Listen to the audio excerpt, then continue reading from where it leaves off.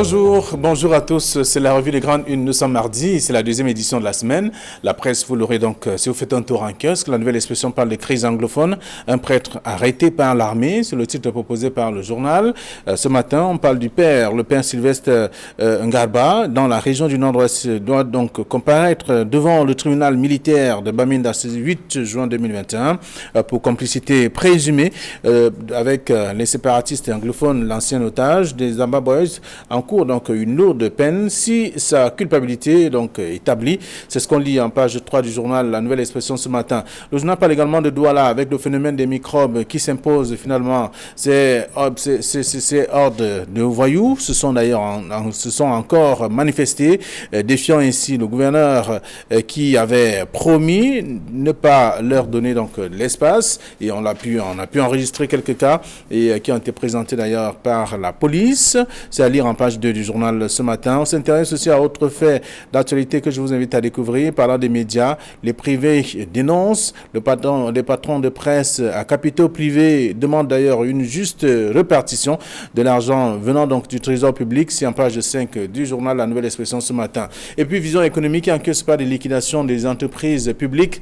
Mystère sur le détournement des biens de l'ex-Régie Fercam, l'ONCPB et notamment Camchip, les politiques d'ajustement structurel imposées au Cameroun par le Fonds monétaire international et la Banque mondiale. Aujourd'hui, avait contraint l'État à choisir l'option très controversée de la privatisation suivie de la liquidation du patrimoine de plusieurs entreprises publiques et parapubliques. C'est ce qu'on lit en page 6 du journal ce matin. Le même journal parle également de la stratégie nationale de développement 2020-2030 avec la nouvelle boussole gouvernementale en mode de promotion par le MINPAT, le ministère de l'économie, du plan et de l'aménagement du territoire. C'est ce que je vous invite à lire ce matin.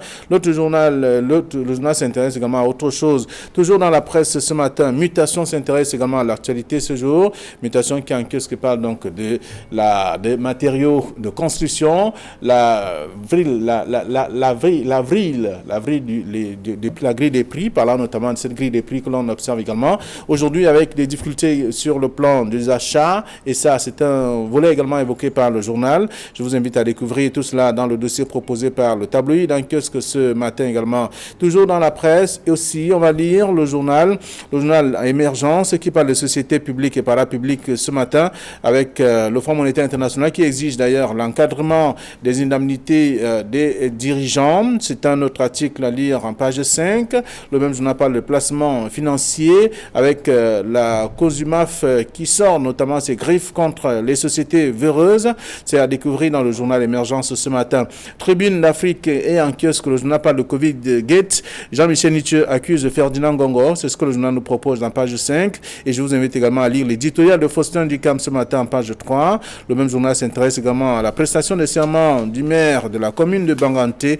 Éric Aimé Niat prend les commandes. C'est ce que le journal propose avec quelques directives aussi et des décisions et des engagements pris par le nouveau maire. C'est dans le journal Tribune d'Afrique de ce matin. Et puis le jour qui parle de maître Congo Abo Félix parle notamment, il est temps pour une alternance au pouvoir et c'est ce que le journal propose. L'entretien avec l'avocat et militant des droits de l'homme sur l'actualité au Cameroun, c'est à lire dans le journal Le Jour. Et on parle des droits de l'homme également avec une présomption d'innocence à tête chercheuse. C'est un dossier à lire également ce matin. Je vous invite donc à faire un tour et à lire aussi. Eux parlent des examens officiels avec plus de 115 000 candidats à l'assaut du baccalauréat. C'est ce que le journal propose également ce matin.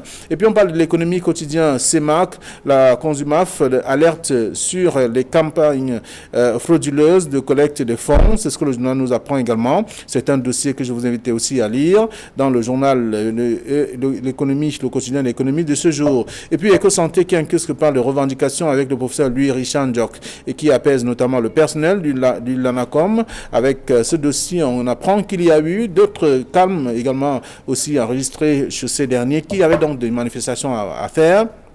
Et là, dans le dossier, on apprend également toute la réalité qu'il faut également attendre un moment et parce que les décisions vont tomber pour notamment améliorer les conditions de ces derniers.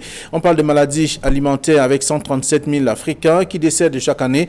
À lire dans le dossier proposé par le tabloïd, donc le journal Éco-Santé de ce matin. Le Popoli est en kiosque également. Le Popoli s'intéresse à l'actualité, parlant aussi de la crise anglophone. Un prêtre dans les mailles de l'armée, c'est ce que le journal propose avec ses caricatures qui présentent notamment le scénario de ce qui se passe concrètement. Et on s'intéresse également à Forum Libre qui est en kiosque ce matin, qui parle aussi de politique avec la distribution des cartes du RDPC dans la Damawa, Mokhtar Madama, à l'assaut notamment de l'opposition.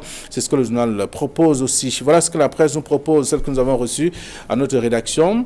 Casimir Désiré Tanguy, bonjour et bienvenue. Bonjour Flavien, bonjour doyen. C'est un 8 juin. Flavien, je crois que c'est une date historique. Ça nous rappelle le 8 juin 1990, lorsque les Lions Indomptables étaient pratiquement sur le toit du monde au niveau du football. Mais en ce moment, ce 8 juin 2021, c'est tout un cafouillage au niveau de la CAF, au niveau de la FECAFOOT et dans tout ce qui concerne le football, tant en Afrique que vous vous souvenez que le dernier tirage au sort, de la CAN qui doit se jouer au Cameroun a été reporté. Entre-temps, le secrétaire général adjoint qui était venu faire la visite de certaines infrastructures, secrétaire général adjoint le Ghanéen, Anthony Bafoué, a tout simplement rendu son tablier et il se susure même que les Marocains sont en train de vouloir nous chipper, j'utilise bien le mot, nous chipper la CAN, parce que apparemment il y a des choses qui ne vont pas au niveau touristique, au niveau de certaines infrastructures. Donc on a peur d'un autre glissement, souhaitons tout simplement que tout va aller pour le mieux, dans le meilleur des mondes possible. D'accord, merci également. Alors, bonjour Kamineli, voilà. Ah, donc, parce que quand vous êtes dans Casimir, voilà. Sauf que lui, il est faux mon cul. Ouais, justement. Bonjour Flavien Valonongo, bonjour Casimir Désiré Tanguy. Un bonjour spécial, vraiment très spécial à Donald Brice Kamgang qui doit bien être en train de jouir d'un bon congé. Il nous manque beaucoup sur ce plateau le mardi. Bonjour téléspectateurs d'Equinox Télévision, mais un autre bonjour. Le dernier, c'est à l'adresse du gouverneur de la région du littoral, Samuel Iva-Diboua, qui est présenté par la presse comme la personne que défient les microbes. Je ne sais pas si les microbes défient Iva-Diboua, mais moi je pense que ce petit voyou défie toute la société camerounaise, il défie toute la ville de Douala et il défie même la justice. Je pense que le combat doit être un combat collectif, comme on a vu à Daïdo. Le jour où ils sont arrivés à Daïdo, ils ont été battus comme plâtre. Mais par contre, du côté de Bilangay, ils ont sévi il y a quelques jours, ils ont sévi pendant 15 minutes seulement. Les forces du maintien de l'ordre sont descendues et on a arrêté 81 voyous avec des machettes et tout cela. Alors que l'on présente leur dernière raid de ce côté-là comme des bandits qui ont défié Iva-Diboua. Moi, je pense que l'image, la comparaison est un peu forcée. Alors, puisque c'est le sujet qui est donc à la une de la Nouvelle Expression ce matin, aussi, en petite une d'ailleurs, parlant des microbes qui s'imposent avec ces derniers qui ont également défié le gouverneur qui avait promis ne pas leur donner de l'espace. C'est la raison, c'est le titre proposé par le journal, les explications également, à la suite de ces ordres de voyous qui sèment la panique et malheureusement pour eux, ils ont été interpellés par les forces de maintien de l'ordre. C'est quelques-uns qui ont réussi à être interpellés parce que pour retracer exactement ce qui s'est passé du côté de Dakar et de Bilongay, les microbes ont débarqué dans une quincaillerie. Ils ne se sont pas intéressés à la caisse ou bien au matériel. Ils ont pris uniquement des machettes. Et on a le public, la population craint que ce sont les machettes, c'est avec ces machettes qu'ils doivent aller opérer dans les quartiers et autres. D'ailleurs, leur sortie a créé toute une panique. J'ai vu des personnes qui étaient à des veillées ce vendredi-là, qui n'ont pas pu achever la veillée. J'ai vu des gens qui étaient dans des bars, qui ont été obligés d'être enfermés, de peur que ces microbes-là ne les attaquent. Parce qu'il faut savoir comment ces microbes-là fonctionnent. En dehors des machettes que l'on voit, ils ont des lames de rasoir. Parfois, lorsque vous croyez qu'ils sont désarmés, que vous avez réussi à les désarmer, ils ont encore des lames de rasoir et c'est avec ça qu'ils opèrent. Le gouverneur du littoral, le Samuel Dieudonné Iva-Diboua, avait effectivement promis qu'il devait sévir de la plus belle manière contre ces microbes. Il avait fait quand ils étaient à Deido, comme le doyen l'a rappelé là tout à l'heure. Mais après ça, les microbes ont été en Dokoti. Les forces publiques n'ont pas fait grand-chose. Les microbes ont été à Dakar et à Bilongué la semaine passée. On n'a pas vu ce genre de tout ce que le gouverneur avait promis. Alors, ce problème de microbes devient un problème sérieux et véritable, où il faut vaincre le mal dès la racine. Il faut voir quelles sont les causes profondes de ces microbes-là. Et vous allez voir que les microbes, c'est un phénomène de sociétal, et l'environnement s'y prête, et tout ça. Il faut vaincre le mal à partir de la racine, parce que le tout n'est pas de dire qu'on va sévir contre les microbes, étant donné que plus vous arrêtez une microbe, plus d'autres microbes vont se fabriquer. Donc on parle notamment de ces microbes. En tout cas, c'est un nom qui leur a été attribué de par leur façon d'opérer. Non, le nom a été attribué, c'est-à-dire que le phénomène vient de Côte d'Ivoire. Il y a une dizaine d'années, il y a eu effectivement des hordes de voyous qui déferlaient sur Abidjan et qui agressaient exactement selon le même modus operandi, c'est-à-dire ils arrivent, ils commencent à saccager tout et à braquer tout le monde et à arracher de l'argent, à arracher du matériel. C'est pour cela qu'il y a des gens qui ont tout simplement pensé au phénomène ivoirien, mais seulement, je me souviens aussi qu'à cette époque-là, la Côte d'Ivoire, le gouvernement de Côte d'Ivoire avait mis sur pied une brigade antimicrobes et qui, en l'espace de 2 mois, non seulement les a éradiqués, mais en a tué au moins une bonne 50aine.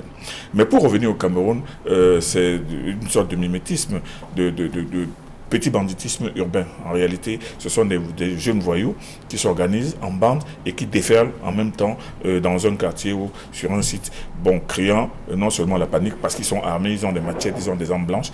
Vous savez, les Camerounais, les Camerounais sont une population de gens paisibles qui n'aiment pas l'agressivité, qui ont peur de tout ce qui est présent arme. Ce qui fait que ça suscite immédiatement la panique. Et malheureusement, Daido reste le seul quartier où, quand ces voyous sont arrivés, les gens sont sortis de leur maison et avec des haches, et avec des barres, de fer, non seulement ils en ont maîtrisé une bonne quarantaine, mais ils ont été obligés de fuir, ils ne sont plus jamais revenus. Pour le cas de Bilongué, Casimir Désiré-Tagné, à Bilongué, quand ils sont descendus, ils ont fondu à Bilongué, ils ont opéré pendant une quinzaine de minutes et les forces du maintien de l'ordre sont arrivées et en ont arrêté 81. Ça, et puis moi je pense que le gouverneur de la région de l'État n'a pas besoin de faire de la publicité pour dire que j'ai arrêté 81 microbes. Et ces 81 microbes sont en train d'être exploités et maintenant on lutte davantage maintenant à partir des renseignements qu'on obtient d'eux. Donc, il ne faut pas non plus penser que c'était le problème de la lutte contre les microbes, ce soit un problème de Dieudonné Ivah-Adibois.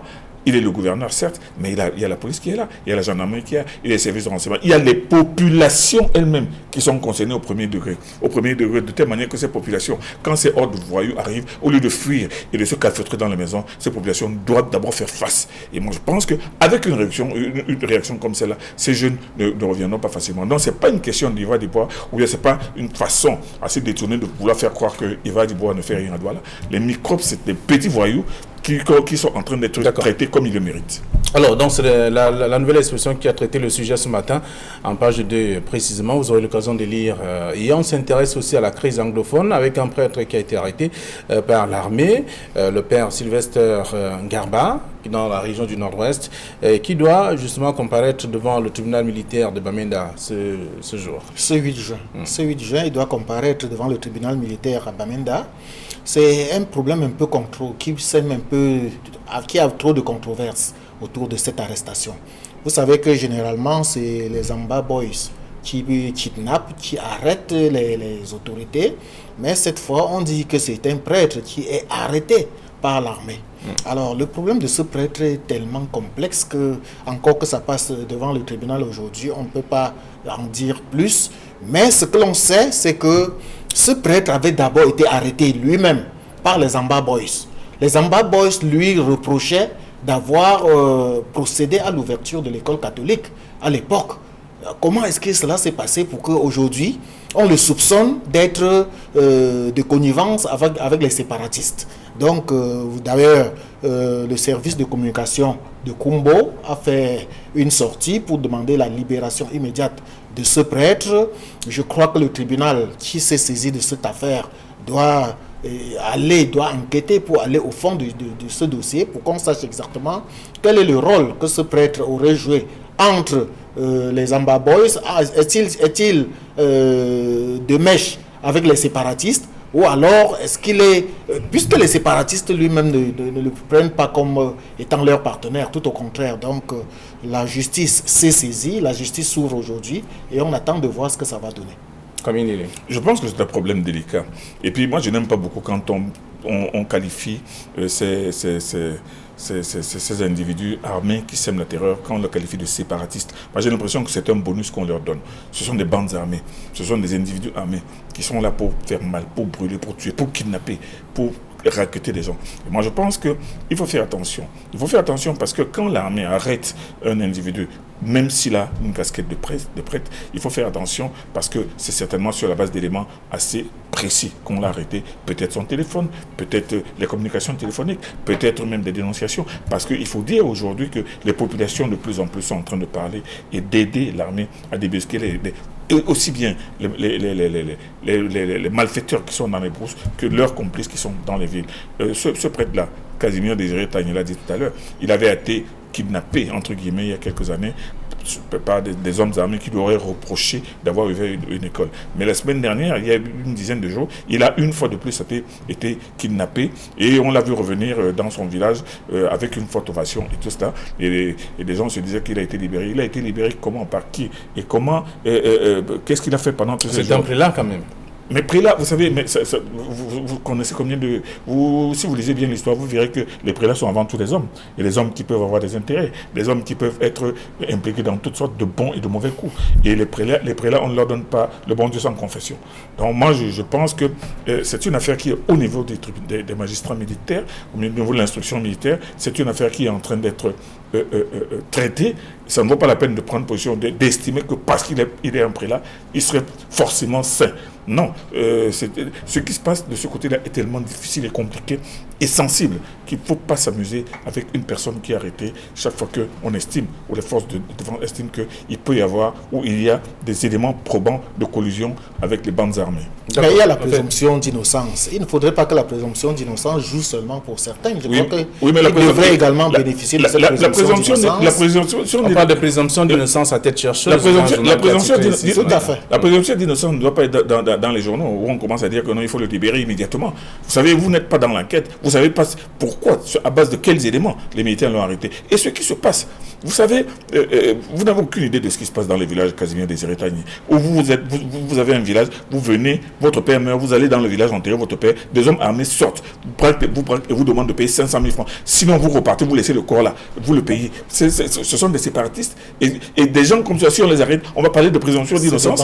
Ce qui se passe là-bas est terrible, est vraiment inadmissible. Et bon, je pense que si ce monsieur qui a une soutane, mais ce n'est pas parce que, vous savez, on dit que l'habit fait le moine, mais on ne reconnaît pas forcément le moine à l'habit. Hein. Donc, je pense que c'est cette personne qui porte la soutane du matin au soir, on ne sait pas en réalité ce qu'il fait la nuit. Donc c'est pour cela que je pense qu'il est préférable de laisser l'instruction militaire aller jusqu'au bout. Et maintenant, si son innocence on parle de complicité présumée avec les séparatistes anglophones. Voilà. On peut lire la suite dans le journal, l'article proposé par la Nouvelle Expression. Vous avez parlé des présomptions d'innocence à tête chercheuse. C'est le quotidien de jour qui titre en petite une ce matin parlant des droits de l'homme.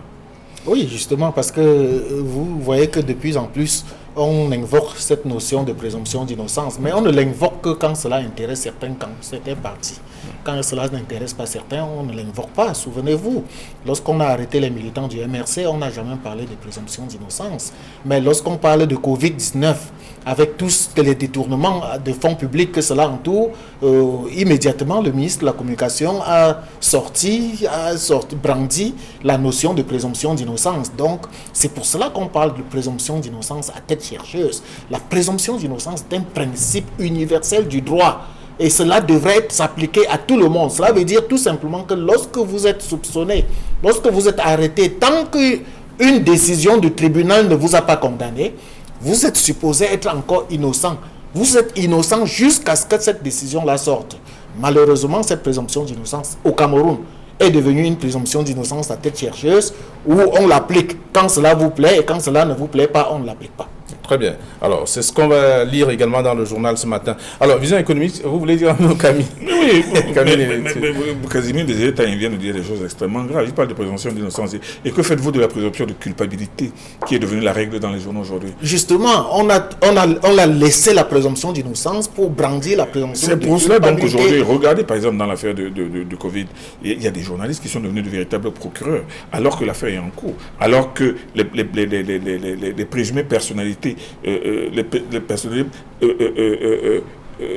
présumées avoir détourné l'argent sont encore en train d'être entendus. On entend leur condamnation dans les journaux, alors que, et en se basant sur un rapport d'étape qui n'est que partiel, qui n'est pas intégrale. Alors, cette présomption de culpabilité, pourquoi est-ce qu'elle doit s'appliquer sur certains et sur d'autres? Regardez par exemple maintenant le mauvais jeu auquel jouent les journalistes aujourd'hui. Il y a des journalistes qui sont même en train de jouer tout simplement les avocats en présentant telle personnalité comme vraiment c'est une cabale qui est en train d'être montée contre elle. Et d'autres, par exemple, il faut l'enlever à l'abattoir. Moi je prends par exemple l'affaire du Minrezi, où on est en train une certaine presse tire à boulet rouge sur Madame Madeleine Chuente, tandis qu'une autre presse aussi en train de dire que non, le directeur de l'IMPP, non, vraiment, on a monté une cabale contre lui, et on dit que non, c'est plutôt, c'est-à-dire que c'est une histoire à dormir debout. Moi, je pense qu'il y a cette notion universelle, comme vous le dites, de présomption d'innocence qui demande aussi bien à la presse et à toute personne qui veut parler d'une affaire qui est déjà une affaire de justice,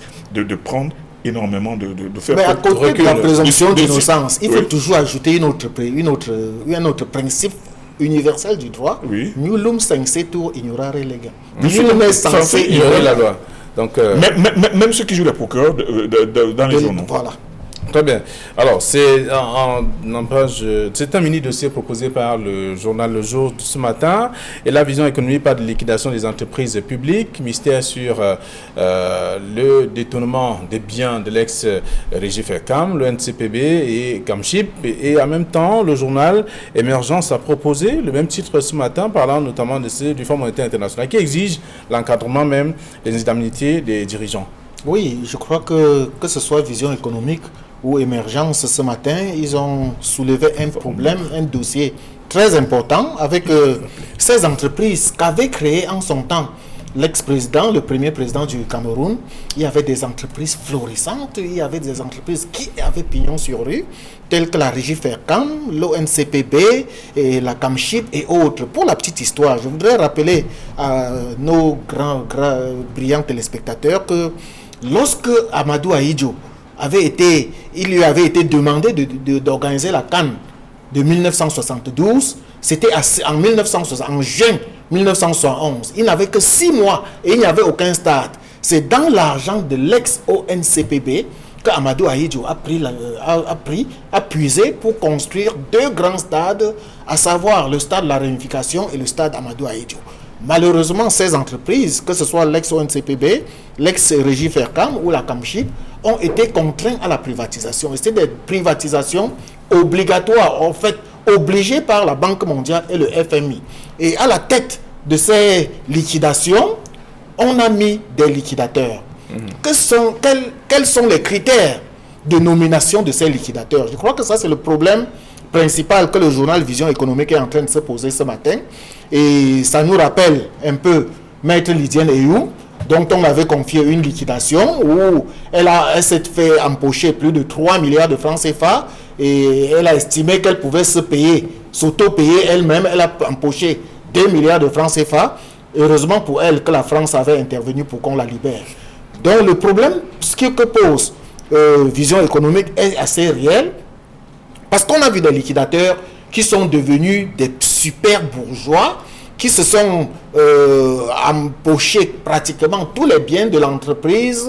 Parfois, ce n'est pas des prête-noms, c'est-à-dire des membres du gouvernement qui travaillent sous le couvert de ces prête-noms-là et qui s'empochent les biens de toutes ces entreprises. Il faudrait qu'on essaie de voir exactement qu'est-ce que la liquidation de ces entreprises-là a rapporté au Cameroun. Est-ce que ces liquidations étaient même nécessaires? Or, en ce moment, on parle même d'autres entreprises qu'il va falloir privatiser, en l'occurrence Camtel et Camwata, Et c'est à ce moment justement que la Banque mondiale et le FMI interviennent pour dire qu'il faudrait même essayer de recadrer ou alors d'encadrer le processus de privatisation. Non seulement le processus de privatisation, mais même les indemnités des directeurs généraux et des PCA de ces entreprises-là. Très bien. C'est un dossier que propose le journal ce matin. C'est un dossier d'une extrême pertinence. C'est-à-dire que c'est heureux que Vision économique soit revenue sur ces sociétés, ces grandes sociétés privatisées qui avaient pourtant contribué à faire du Cameroun un pays vraiment économiquement fort. Tout le monde sait le grand rôle qu'a joué l'ONCPB, et non seulement l'ONCPB, même la régie Fercam dans ce pays. Mais vous savez, aujourd'hui, l'ONCPB a été liquidé alors que c'est avec l'ONCPB que le Cameroun était pratiquement à la pointe de la production des produits de base, et au moment où justement les produits de base valaient coûter leur pesant d'or en Afrique. Et on a vu très bien ce que sont devenues ces privatisations. On a vu que certaines sociétés d'État comme la Camchip ont même été pratiquement bradées à presque pas rien, et que les personnes même qui ont récupéré ce qui restait de cette Camchip sont des personnes même qui étaient les dirigeants de cette Camchip. On a vu que ces privatisations ont été l'une des règles, l'un des dictats imposés par le Fonds monétaire international, tout simplement pour empêcher justement les pays africains à se développer. Parce que vous savez très bien qu'au lieu plutôt d'aider les pays africains à créer des usines de transformation, et comme par exemple un pays comme le Cameroun qui produisait beaucoup de café, de cacao, de matières de base, on a plutôt préféré brader cette ONCPB, et pourtant pour réduire le Cameroun uniquement à produire et à vendre, à exporter. Alors ce sont des politiques qui ont énormément pesé sur les pays africains, et on nous a fait croire que ces ajustements structurels étaient bons pour l'Afrique et pour le Cameroun. On voit très bien que ça a été très très mauvais pour le Cameroun. Regardez la privatisation de la Régie nationale des chemins de fer. Aujourd'hui, ça a été privatisé et vendu et donné maintenant à Bolloré. Qu'est-ce que Bolloré a fait? Bolloré a tué le transport des passagers aujourd'hui pour uniquement faire du transport de marchandises qui profite à son entreprise, sans rien ajouter. Depuis presque 10 ans que Bolloré est là, la Régie, non seulement la Camrail, n'a rien apporté. Il n'y a rien de nouveau, ce sont toujours les mêmes vieux rails. Même pas un mètre de rail de plus. Alors, pourtant, il y a eu privatisation. On nous a fait croire qu'en donnant cette société à Bolloré, on allait voir ce qu'on allait avoir. Alors qu'en réalité, ça a plutôt fait régresser non seulement le chemin de fer au Cameroun, mais ça a plutôt amené le Cameroun à rentrer en arrière de plus de 10 ans. Alors, l'article est contenu dans le journal Vision économique ce matin qui parle de liquidation des entreprises publiques, et ça avec ce mystère sur le détournement des biens de l'ex-régie Fercam, l'ONCPB et Camchip, dont je vous invite à lire et à faire un tour en kiosque pour vous procurer ce tabloïd. Alors, mutation, un autre titre ce matin, parlant des matériaux de construction, la vrille des prix, parlant de grille des prix. Il faut d'abord connaître qu'est-ce que c'est qu'une vrille. La vrille, c'est un instrument qu'on utilise généralement dans les menuiseries, tant de menuiseries à bois que les menuiseries métalliques. C'est un instrument qui tourne et qui permet de perforer ce qu'on a besoin. C'est-à-dire, il reste instable. Donc, au lieu de dire la grille des prix, Mutation nous parle aujourd'hui de la vrille des prix, pour une façon de dire que les prix sont en train de changer, d'aller de gauche à droite sans que personne ne soit là pour maîtriser. Et je crois que Mutation est en train d'interpeller là directement le ministre du Commerce qui doit regarder de près ces prix-là, les prix du ciment, les prix du fer, les prix des tôles, bref, tout ce qui entre dans la construction. Et là, ça intéresse directement le petit consommateur, le petit peuple, parce que c'est des matériels que tout le monde consomme. Vous ne pouvez pas bâtir une maison sans utiliser le ciment, sans utiliser le fer et autres. Donc, je crois qu'il faut que le ministre Baga Tangana essaie de regarder de près, qu'il ne se regarde pas seulement les prix du riz, comme il en a l'habitude, les prix du riz, de la farine et autres, mais qui regarde aussi les prix de construction, les prix du matériel de construction. D'accord. Alors, vous dites un mot, Camille Nélé, sur ce titre de mutation, parlant des matériaux de construction avec... non, je pense que les prix. Casimir Désiré Tagny a tout dit. On voit très bien qu'il est question de... C'est le ministre du Commerce qui doit mettre de l'ordre dans ce qui se passe. Et voilà, Ngaoundéré bouge en ce moment avec la politique également. On voit bien dans le Forum Libre de ce jour, la grande une, qui parle donc de ce combat entre l'opposition et le parti au pouvoir. C'est pas seulement Ngaoundéré, on a vu qu'il y a une très grande actualité politique du côté du Mbéré, où on a vu le député Mokhtar Amadama, d'ailleurs, par ailleurs, deuxième vice-président de la Chambre de commerce, qui est descendu sur le terrain pour remettre 40 000 cartes d'électeurs aux députés du RDPC parce qu'il a senti que le RDPC... Les élections sont loin, mais il y a à l'horizon